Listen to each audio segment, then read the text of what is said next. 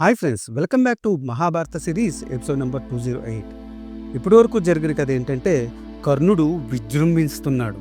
ఆయన మొదటి రోజు చాలా విజృంభణతో యుద్ధం చేస్తున్నాడు. అందులో భాగంగా శల్యుడు కర్ణుడిని అవహేళన చేస్తూ ఉన్నాడు.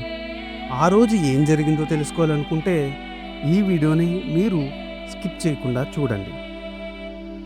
దుష్టోద్యుమ్నుడు కృతవర్మ వక్షస్థలాన్ని గురిపెట్టి 9 బాణములు వేశాడు. కృతవర్మ సారథిని, అశ్వములను, ధ్వజమును, రథమును తన బాణములతో కప్పివేశాడు. కృతవర్మ రథము నుండి కిందికి దిగి అక్కడ నుండి వెళ్ళిపోయాడు. ధృష్టద్యుమ్నుడు కృతవర్మ కోసం వెతుకుతూ దొరికిన అతని సారథిని చంపాడు.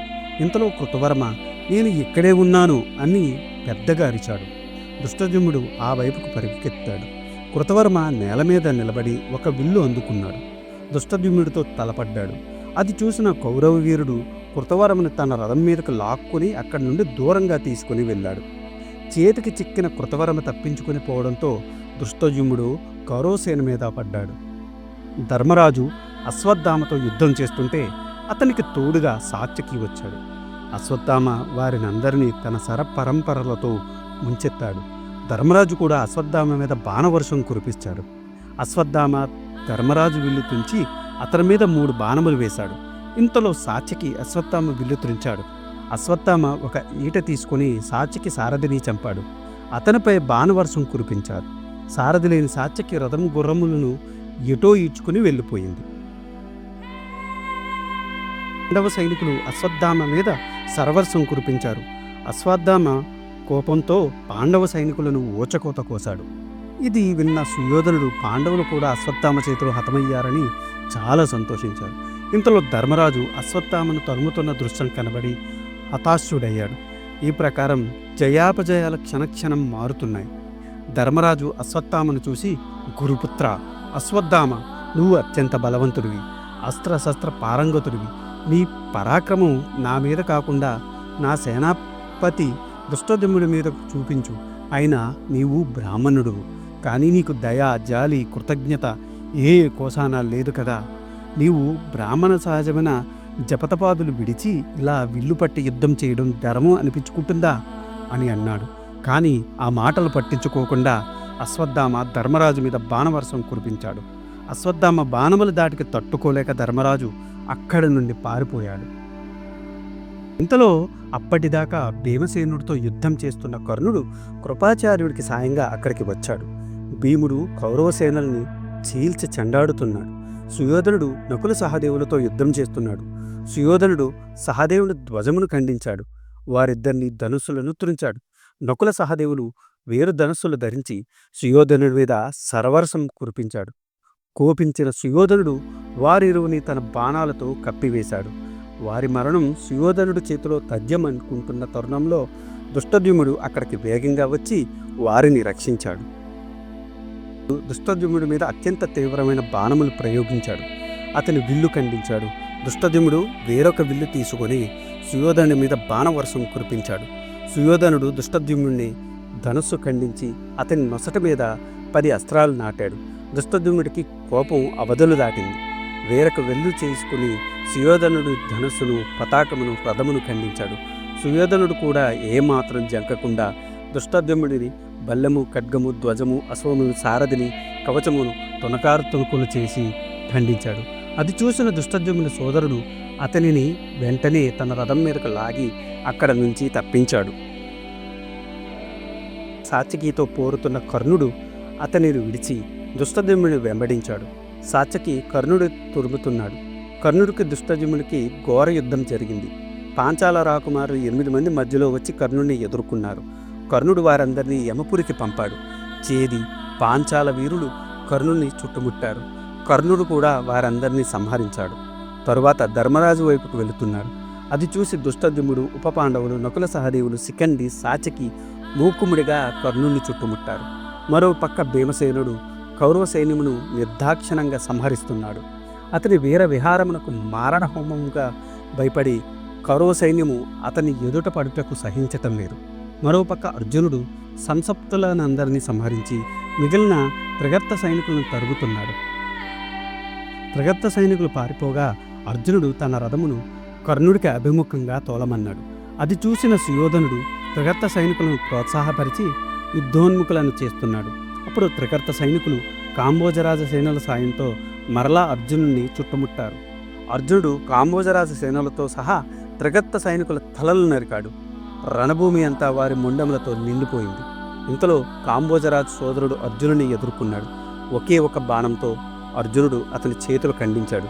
అది చూసిన యవనసేనలు అర్జునుడిని చుట్టుముట్టాయి. కానీ అర్జునుడి చేతిలో అంతలోనే హతమయ్యాయి. శ్రీకృష్ణుడి సారథ్యంలో అర్జునుడు ఎక్కడ చూసినా తానే అయి రణభూమి అంతా వీరవిహారం చేస్తున్నాడు. అది చూసిన అశ్వత్థామ అర్జునుడు తన దగ్గరికి పిలిచి, అర్జున, నీవు నాతో యుద్ధం చేయడం లేదు, రా, నన్ను నీ అతిథిగా పిలిచి నాకు యుద్ధమునకు ఆతిథ్యం ఇవ్వు అని అన్నాడు. అప్పుడు అర్జునుడు శ్రీకృష్ణుడి వంక చూశాడు. కృష్ణుడు అశ్వత్థామ ఎదురుగా రథం నిలిపి, అశ్వత్థామ, అర్జునుడితో తెలివితేరా యుద్ధం చేసి సుయోధనుడి రుణం తీర్చుకో అన్నాడు. వెంటనే అశ్వత్థామ కృష్ణుడి మీద 60 బాణములు ప్రయోగించాడు. అర్జునుడి మీద 3 బాణములు వేశాడు. అర్జునుడు వెంటనే అశ్వత్థామ విల్లును విరిచాడు. అశ్వత్థామ మరొక ధనుస్సు తీసుకుని అర్జునుడి శరీరమంతా తీవ్రమైన బాణాలు ప్రయోగించాడు. తర్వాత అశ్వత్థామ కృష్ణార్జునుల మీద సర్వస్వం కురిపించాడు. వారి రథమును తన బాణమస్వంతో కప్పివేశాడు. వారి రథమును కదలకుండా చేశాడు. కృష్ణార్జునులకు ఏమైందో తెలియక సైనికులు హాహాకారాలు చేశారు. కృష్ణుడు అర్జునుడి వంక చూసి, అర్జున, ఇదేమి వింత? నీవు అశ్వత్థామ చేతిలో ఓడిపోవడమా? నీలో పరాక్రమం నశించిందా? నీ గాంధీవంలో బలం తగ్గిందా? లేక అశ్వత్థామ నీ గురుపుత్రుడని జాలి చూపిస్తున్నావా? లేక నీలో నీవే అధైర్యపడుతున్నావా అని అన్నాడు. దానికి అర్జునుడికి కోపం వచ్చింది. వెంటనే పదునైన బాణములతో అశ్వత్థామ విల్లును ఖండించాడు. అతని పతాకమును విరిచాడు. అశ్వత్థామ ఒక బల్లం తీసుకున్నాడు. అర్జునుడు దాన్ని కూడా ఖండించాడు. అశ్వత్థామ నిరాయుధుడయ్యాడు. ఇది చూశారు సంసప్తులు. అర్జునుడిని చుట్టుముట్టారు. అర్జునుడు వారందరినీ క్షణాల్లో చంపాడు. వారి సైన్యంలోని రథములను విరగ్గొట్టాడు. ఏనుగులను హైమలను చంపాడు.